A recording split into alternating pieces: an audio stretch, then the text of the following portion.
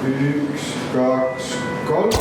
See olümpiamedal on väärtus on loomulikult kõige kõrgem, aga südamesse ma ütlen see EM-i kuldmedal. Loomulikult, kui te küsite medalid või lapsed, siis loomulikult ma ütlen lapsed. Medali võitja, see on natukene abstraktne minu jaoks. Kui sa teed rasket trennid ja sa maadled hästi, siis nad tulevad niikuinii.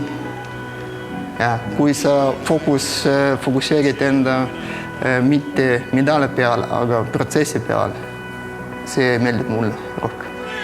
Tegelikult ma mäletan väga hästi, see viimane matš ja see oli nii raske ja ma andsin kõike, mis mul oli. Ja loomulikult pärast, kui nad panid medali kaela peal, siis ma tundsin väga äge. Olümpiamedal läks kaotas. Ja sellepärast ei ole see pael, et nad tegid uue medali, aga nad ei andnud paela.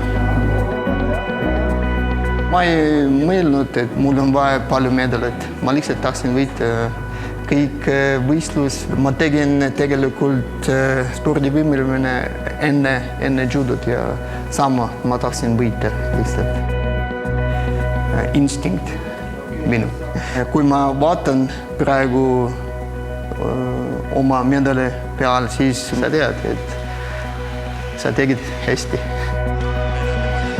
Mulle meeldib need tunned ja mälestused, aga medalid on lihtsalt medalid.